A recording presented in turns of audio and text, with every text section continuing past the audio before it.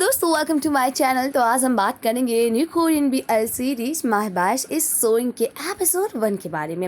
वैसे इस एपिसोड की बात करें तो यह एपिसोड बहुत ही ज़्यादा इंटरेस्टिंग होने वाला है, क्योंकि इसमें जो कहानी दिखाया गया है एक फ़ैन और एक आइडल की बीच की कहानी दिखाया गया है, जो कि काफ़ी ज़्यादा इंटरेस्टिंग और बहुत ही ज़्यादा क्यूट होने वाली है। अगर आप मेरे चैनल पर नए हैं तो प्लीज़ सब्सक्राइब ज़रूर कीजिएगा। तो चलिए एक्सप्लेनेशन करते हैं। एपिसोड की शुरुआत में दिखाया जाता है, शुरुआत में ये जो लड़का दिखाया जाता है वो हमारे कहानी का मेन लीड एक्टर रहता है, जिसका नाम चोई सियोल है, जो कि एक सिंगर का रोल प्ले कर रहा है। दूसरी तरफ वो दूसरा लड़का जो कि हमारा दूसरा मेन हीरो रहता है, उसकी कॉन्सर्ट को देखता रहता है, जिसका नाम ना रहता है। और तभी उसके सामने चोई सियोल आ जाता है और तभी चोई सियोल कहता है, ऐसा दिख रहा है कि जैसे मुझसे ज़्यादा तुम किसी और को पसंद करते हो। ये देख कर ना कहता है, ऐसी बिल्कुल बात नहीं है। तो चोई सियोल कहता है, वह कैसी बात है, तुम चोई सियोल मुझसे ज़्यादा तुम उसका कैसे पसंद करते हो। ना कहता है कि नहीं, मैं तुम्हें पसंद कर सकता हूँ। चोई सियोल कहता है, मैं कह रहा हूँ ना कि तुम मुझसे ज़्यादा पसंद करो, ना कि किसी और से है। ये सुनकर ना कहता है, ये क्यों। और तभी चोई सियोल कहता है, तुम मुझे ज़्यादा पसंद करो, मैं कह रहा हूँ ना।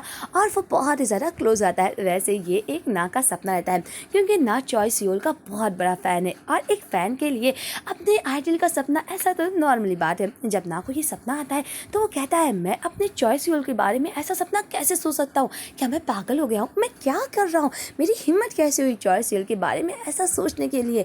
वहीं दूसरी तरफ ना आ जाता है, एक टीचर रहता है, वो एक लैंग्वेज कोरियन कॉन्ट्रैक्ट टीचर रहता है। ना एक स्कूल के बच्चों को पढ़ाता है, और तभी स्कूल के बच्चे को जाने लगते हैं। ना कहते, तुम लोग कहाँ जा रहे हो, मेरी बात तो सुनो। और तभी वो लोग कहते हैं, हाँ मिस ना, हम लोगों ने आपकी बात को सुना। और तभी ना अपना इंट्रोडक्शन बताता है कि मैं कोरियन लैंग्वेज का कॉन्ट्रैक्ट टीचर हूँ नाबिड स्कूल में। और तभी वो ऑफिस में जाता रहता है। तभी उसके दूसरे टीचर आते हैं और कहते हैं, मिस ना, अगर टीचर ऑफिस में जा रहे तो प्लीज़ मेरी मदद कर दीजिए ना। वहीं दूसरी तरफ ना कहता है, मैं काम की तरफ एक नॉर्मल इंसान हूँ, पर मैं चोई सियोल को बहुत बड़ा फ़ैन हूँ।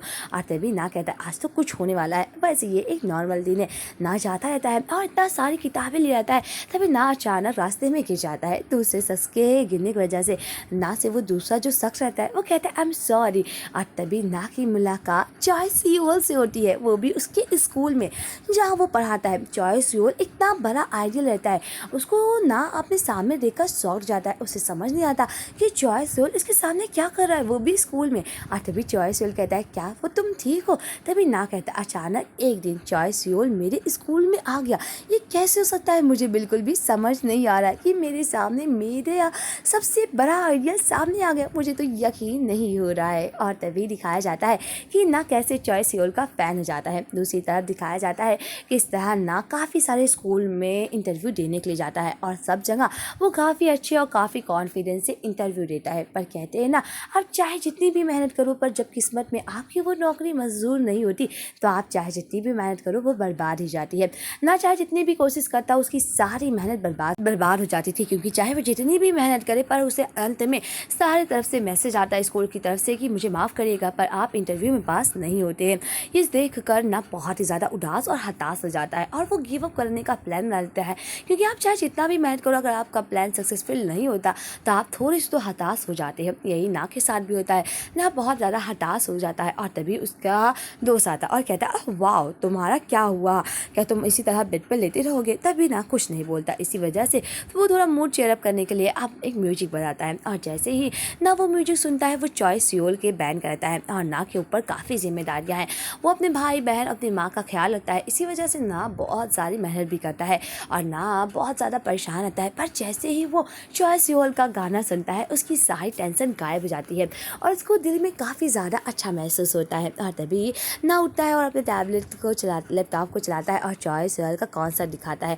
ऐसा लगता है कि ना के दिल में जो कमी थी वो पूरी हो जाती है। चोई सियोल के सुनने से उसे काफ़ी दिल में शांति मिलती है, और उसके दिल में जितनी भी टेंशन, जितनी भी मुश्किल और जितनी भी प्रॉब्लम थी, सारी सॉल्व हो जाती है। और ना उस दिन से काफ़ी अच्छा फील करता है, और अपने ऊपर कॉन्फिडेंट फील करता है कि मैं कर सकता हूँ। फिर से वो इंटरव्यू देने के लिए तैयार हो जाता है, और कहता है, शायद वो पल दुनिया का सबसे ज़्यादा मेरे लिए स्वीटेड एक्सीडेंट था, और इस पल मैं चोई सियोल का फ़ैन बन जाता हूँ। वहीं दिखाया जाता है कि इस तरह उसका दोस्त बोलता है, क्या तुम जाने वाले हो। तो चोई सियोल कहता है, हाँ आज मैं एक स्कूल में इंटरव्यू देने के लिए जा रहा हूँ। तभी उसे नाबिड स्कूल से मैसेज आता है कि आप इंटरव्यू में सेलेक्ट होते हो। ना का अच्छा समय चालू हो जाता है, और ना कहता है, शुक्र चोई सियोल, तुम्हारी वजह से ये सब हुआ है, अगर तुम ना होते तो शायद आज मैं इंटरव्यू में पास ना होता। और उसी पल से चॉय सियोल का ना इतना बड़ा फ़ैन हो जाता है और वो काफ़ी ज़्यादा एक्साइटेड जाता है और कहता है शुक्रिया मेरी अंधेरी लाइफ में रोशनी लाने के लिए। वहीं दूसरी तरफ दिखाया जाता है कि जब ना के इस क्लास में बातें करते रहते हैं और चॉय सियोल के बारे में थोड़ी गॉसिप करते रहते हैं, तभी ना को बर्दाश्त नहीं होता। ना उन लड़कियों अपने एक फीमेल टीचर से भी बात करता और कहता नहीं, मैंने सुना है कि वो आइडल ने लड़ाई नहीं किया था, बल्कि वो तो खाना खा था और दूसरे टेबल में लड़ाई हो रही थी, बल्कि वो तो बस समझाने की कोशिश कर रहा था। पहले टीचर देखने आते हैं ना को, तो वो कहता है ओह मैंने तो न्यूज़ में देखा था, वैसे वो क्या नाम था, और ऐसा जताता है कि वो ना का फ़ैन नहीं है। वैसे ये सीन बहुत ही ज़्यादा क्यूट रहता है क्योंकि ना चॉय सियोल को एक बहुत ज़्यादा मानता है और कहता है मुझे नहीं लगता कि वो आइडियल ने लड़ाई की थी, और ना कहता है मैंने कितना अच्छा रोल प्ले किया ना कि मैं एक फ़ैन नहीं हूँ। वहीं दूसरी तरह दिखाया जाता है कि अचानक चॉय सियोल जब आ जाता है और बेचारा ना बहुत परेशान हो जाता है। प्रिंसिपल कहते हैं ये तो बहुत अच्छा होगा कि आप हमारे साथ काम करेंगे। सियोल की मैनेजर कहती है बस ये 2 महीनों का काम है, 2 महीनों में बस हम लोग आपके स्कूल की थोड़ी रिकॉर्डिंग करेंगे। और तभी ना कहता लगता है मेरा दिल फट जाएगा और क्या हो रहा है। और तभी प्रिंसिपल कहते हैं मैंने अभी नया कैफेटेरिया बनाया है, क्या आप इसे दिखाना चाहेंगे। और तभी उसकी मैनेजर कहती है मुझे कोई चाहिए जो मेरे चॉय सियोल को थोड़ी स्कूल की गाइडिंग करवा दे। ये देखकर प्रिंसिपल कहते हैं मैं आपके क्लास अपने स्कूल का सबसे बेस्ट टीचर देता हूँ। और तभी चॉय सियोल बोलता है पर मैं चाहूँगा कि मिस्टर ना मुझे स्कूल की गाइडिंग करवाएं। ये देख कर सभी लोग शॉक्ड जाते हैं और सभी लोगों को समझ नहीं आता कि चॉय सियोल ने ना का नाम क्यों लिया। चॉय सियोल ना को देखता रहता है, ना चॉय सियोल को देखता रहता है। तो ये सीन बहुत ही ज़्यादा क्यूट रहता है क्योंकि ना अंदर ही अंदर काफ़ी नर्वस होता रहता है। और तभी चॉय सियोल कहता है क्या तुम्हें नहीं चाहिए। ना कहता है मेरा मतलब ये नहीं है, पर अगर टीचर वो अच्छे हैं तो मुझे लगता है कि आप वो टीचर तुम्हारे साथ काफ़ी काम अच्छा करेंगे। और तभी चॉय सियोल कहता है कि ना मेरे टाइप का। ये सुनकर सभी लोग शॉक्ड हो जाते हैं और कहते क्या। और तभी चॉय सियोल कहता है आप लोग गलत समझ रहे हो, एक्चुअली ये बात है कि मिस्टर ना भी अभी नए आए हैं और मैं भी अभी नया हूँ, तो मुझे लगता है कि अगर मिस्टर ना मुझे स्कूल की गाइडिंग करवाएंगे तो काफ़ी अच्छा रहेगा। और तभी ना कहता ऑफ कोर्स मैं आपको दिखाने के स्कूल को। चॉय सियोल के टीम वाले कहते हैं मिस्टर हान मुझे लगता है कि हम लोगों को जाना चाहिए।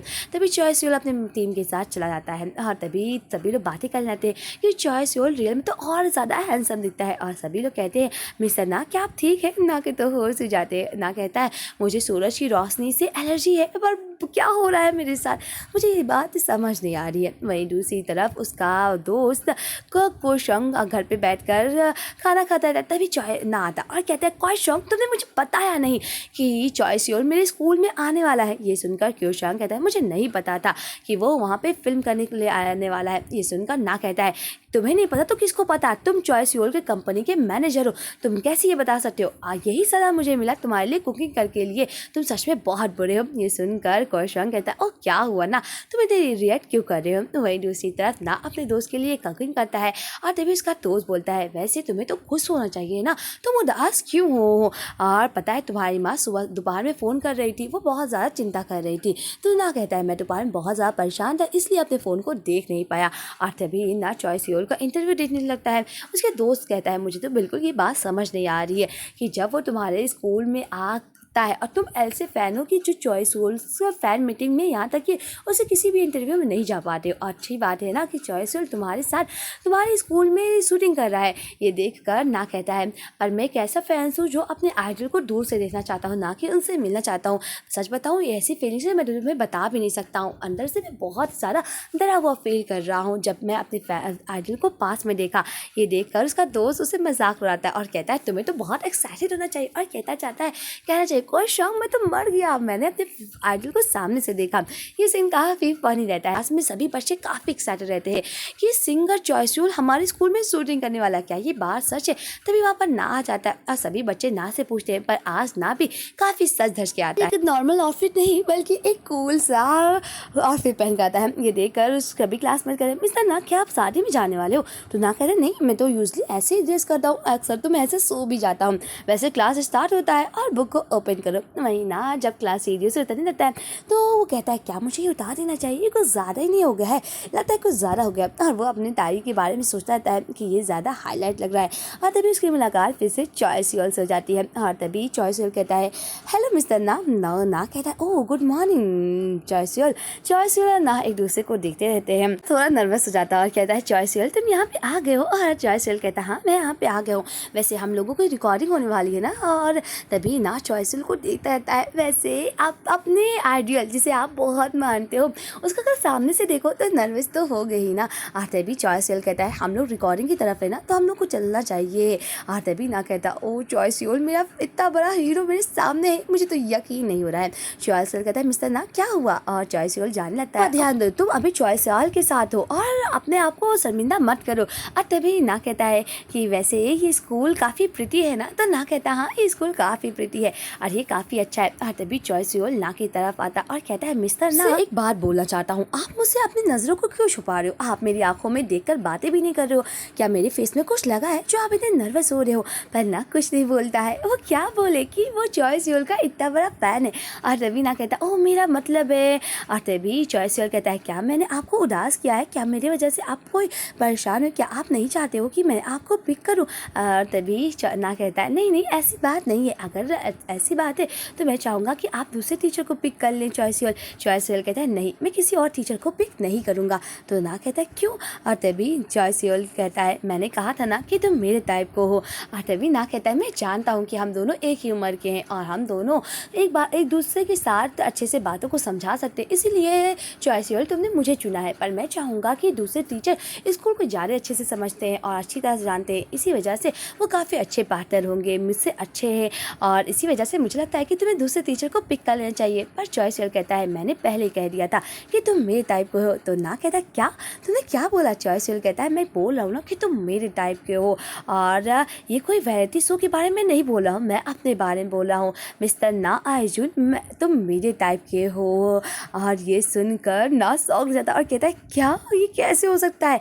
और रवि चॉयसियल ना के काफ़ी क्लोज आता है और उसके बालों में से कुछ निकालने के लिए सोचता है और कहता है कि मैं तुम्हारे आइडियल टाइप का नहीं हूँ। ये सुनकर तो ना के तो होश हो जाते और वो कहता है क्या चॉयसियल मेरे साथ फ्लर्ट कर रहा है। बस यही इस प्यारे से एपिसोड का एंड होता है। मिलते हैं नेक्स्ट एपिसोड की एक्सप्लेनेशन के साथ। वैसे आपको कैसा लगा ये एपिसोड प्लीज़ कमेंट में ज़रूर बताइएगा। तो आज के लिए बस इतना ही, बाय बाय फ्रेंड्स।